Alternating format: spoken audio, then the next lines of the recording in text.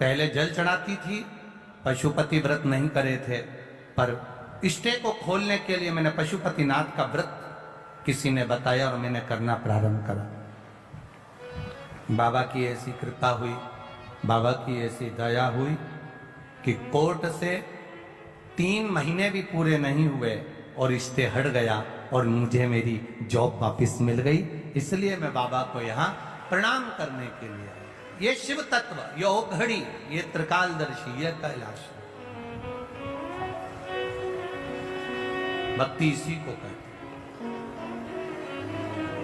भरोसा इसी को कहते हैं, दृढ़ता इसी को कहते हैं। सब कुछ छूट जाए, सब कुछ चले भी जाए, तो तुम्हारी दृढ़ता, तुम्हारा भरोसा, तुम्हारा विश्वास जाना नहीं चाहिए।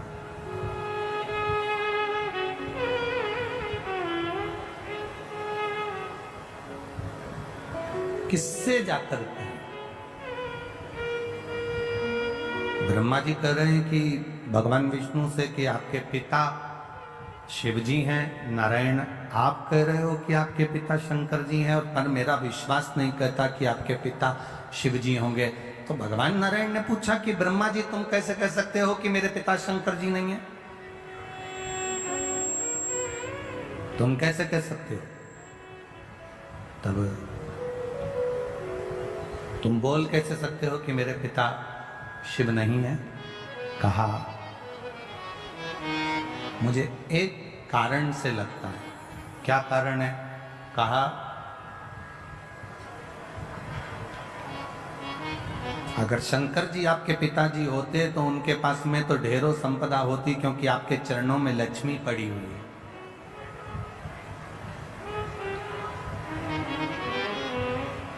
आपके चरणों में लक्ष्मी है, आप वैकुंठ का निवास करते हो, आपके पास में ढेरों संपदा है, आपके पास में ढेरों सुख है, लक्ष्मी है, अष्टलक्ष्मी आपके पास में विराजमान है, ढेरों संपदाएं आपके पास में विराजमान है, ढेरों संपत्ति आपके पास में विराजमान है। और आपके पिताजी भगवान देवादिदेव महादेव को देखो तो कैलाश पर रह रहे हैं, शमशान में रह रहे हैं। उनके पास में क्या है? गले में सांप पड़ा हुआ है, धतूरा रखा हुआ है, बेलपत्र रखी हुई है, गंगा जी का जल रखा हुआ है, मुंडों की माला, रुद्राक्ष की माला, केवल यही उनके पास में। तो शंकर भगवान को भी तो धनपति दिखना था, करोड़पति दिखना था, संपदावान दिखना था, वैभववान दिखना था। फिर वो कमजोर क्यों दिख रहे हैं? फिर उनके पास में ये कुछ संपदा, ये सत्ता, ये वैभव, ये सारा सुख उनको तो नहीं दिखना।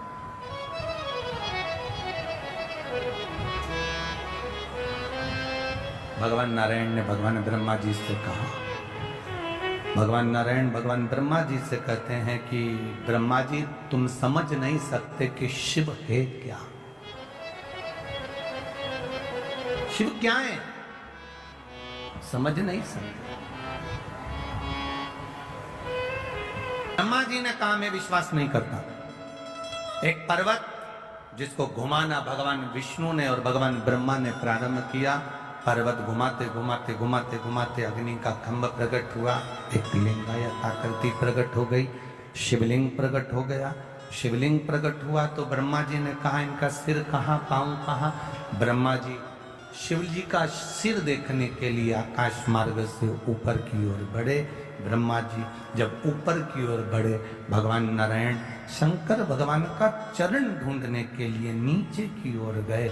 भगवान विष्णु को शंकर भगवान का चरण नहीं मिला।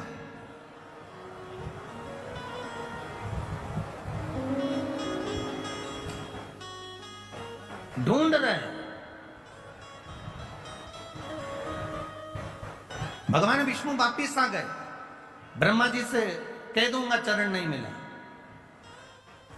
चरण में कितनी विद्वत्ता भरी है मेरे भगवान विष्णु में। वो शंकर जी के चरण को ढूंढने के लिए गए, और ब्रह्मा जी की विद्वत्ता देखिए, शीश ढूंढने के लिए गए। सार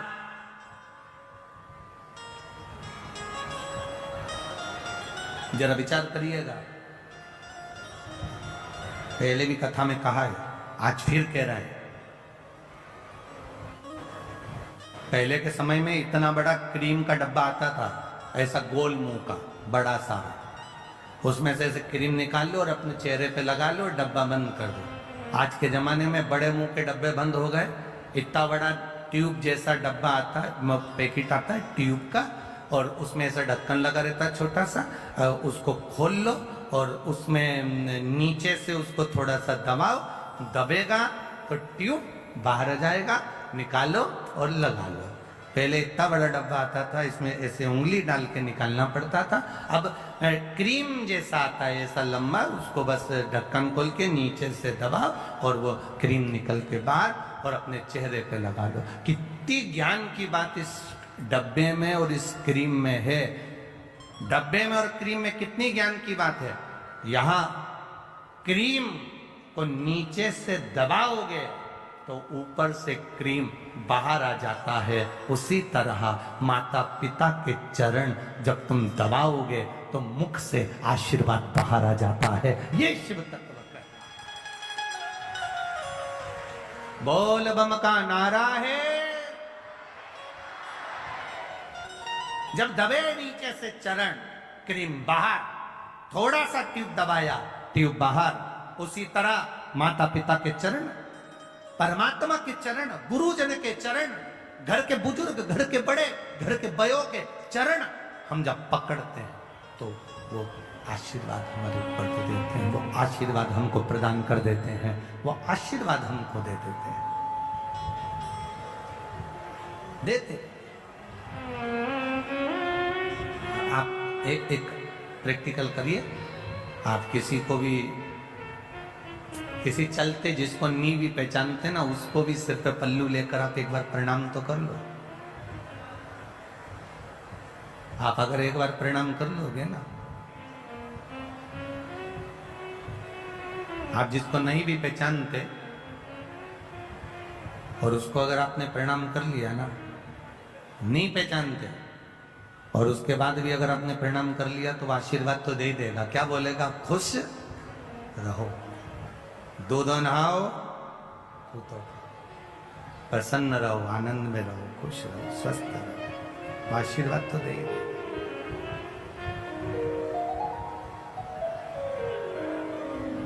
अब जरा विचार करिए, प्रणाम करने का फल कितना है, नमन करने का फल कितना है। आपने केवल प्रणाम करा, नी पहचाने तो भी आशीर्वाद दे दिया उसने। शिव जी के चरण ढूंढने के लिए भगवान नारायण गए, वापिस आए, ब्रह्मा जी गए, शीश नहीं मिला, गौ माता को लेकर आ गए, केतकी के फूल को लेकर आ गए, दोनों को लेकर सामने खड़े हो गए। भगवान विष्णु से पूछा कि चरण मिला? भगवान नारायण ने कह दिया नहीं मिला। शंकर भगवान के सामने भगवान नारायण ने एक शब्द सत्य का बोल दिया, इसलिए उनका नाम सत्य नारायण पड़ गया। और जो सत्य का संबोधन कहा तो शिव जी प्रसन्न होकर कह दिए, नारायण मुझे जो सबसे ज्यादा प्रिय है, सबसे ज्यादा पसंद है, वो सत्य तुमने मेरे सामने बोला है, इसलिए आज से तुम सत्य नारायण बनकर पूजाओगे। सारी दुनिया में तुम्हारी कथा, सत्संग, संकीर्तन होगा, तुम सत्य नारायण कहलाओगे। और उनका नाम सत्य नारायण हो गया, सत्य नारायण।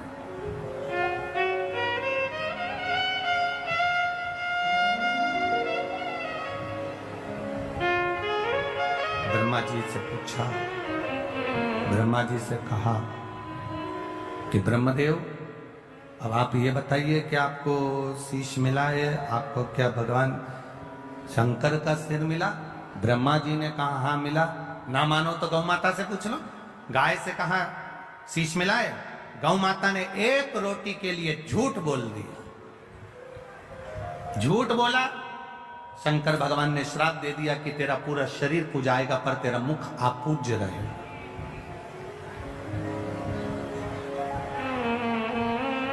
केतकी के पुष्प ने झूठ बोल दिया। शिव जी ने कह दिया सारे पुष्प मुझ पर चढ़ेंगे, मुझ पर कांटे भी चढ़ेंगे, पत्तियां चढ़ जाएगी, जहरीले से जहरीला फूल मुझ पर चढ़ जाएगा, पर सुन केतकी तू कभी मुझ पर नहीं चढ़ेगा। श्राप दे।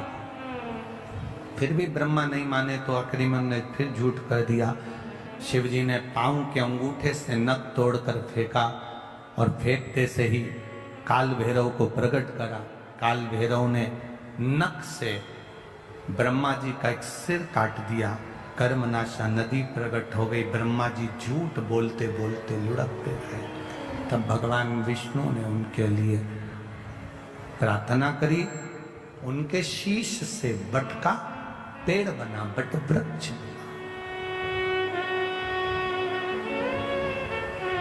एक विचार करिएगा जरा भीतर से।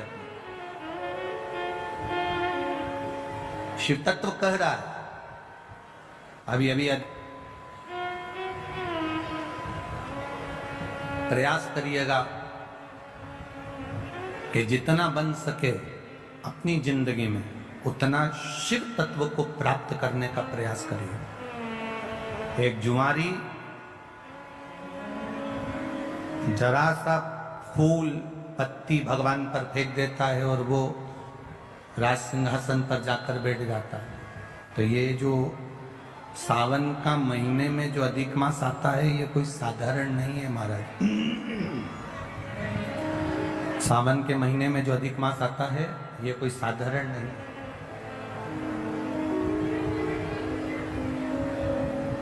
किसको मारने के लिए?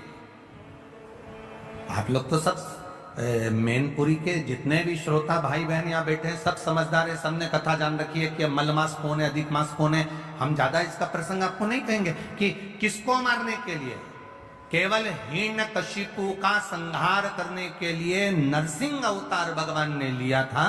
वो नरसिंह अवतार लेने के लिए हिरण्यकशिपु ने वर मांगा था, ना नीचे मरूं, ना ऊपर मरूं, ना अंदर मरूं, ना बाहर मरूं, ना अस्त्र से मरूं, ना शस्त्र से मरूं, ना दिन में मरूं, ना रात में मरूं, ना नर से मरूं, ना परशु से मरूं, और ना ही मैं 12 महीने में मरूं।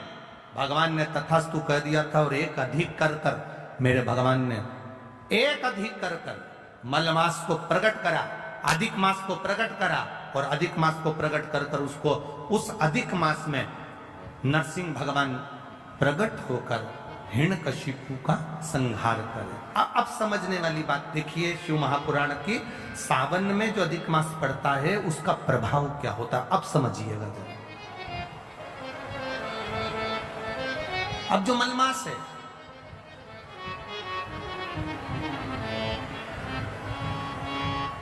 इसको मलमास कहते हैं। एक अधिक हो गया, 12 महीने से एक अधिक हो गया, मलमास।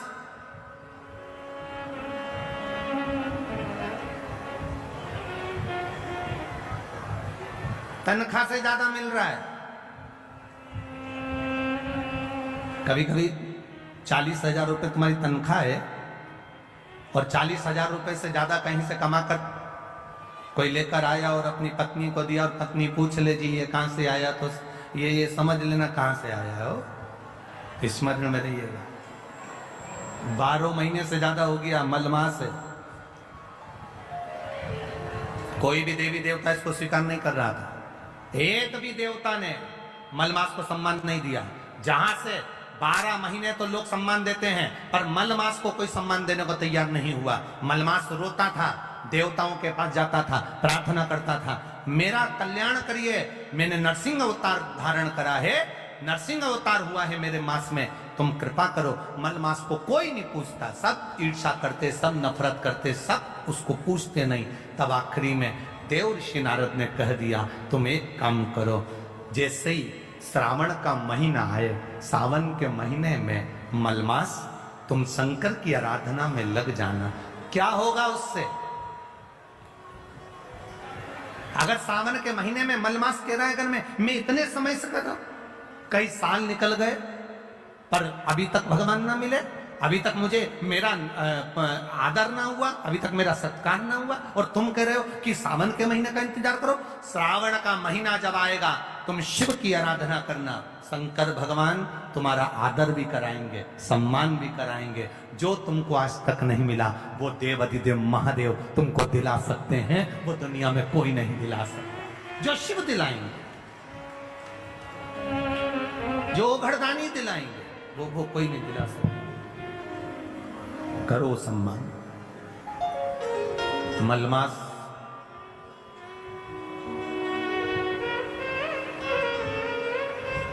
मलमास रो रहा है, सावन का महीना, आपको पहले भी कथा में कहा था, सारी समस्या का हल, जम के बोलो, जरा जम के बोलो, एक लोटा जल। पर सावन के महीने में, अरे जम के तो बोलो, 2 लोटा जल। अब तुमसे कोई पूछे कि ये लोगों को तो बुद्धि ना जाने दुनिया के लोगों की कहाँ चली गई, हमें तो स्मरण में नहीं आता। दुनिया के लोग जो ये कावड़ लेकर जाते हैं तो कावड़ वाले पर लोग कमेंट्स करते हैं कि कावड़ क्यों ले जा रहे हो, कौन ले जा रहे हो, क्या काम है, तुम ये कर लो। तुम भी एक बार मौका मिले तो स्कंद पुराण और स्कंद पुराण का काशी खंड,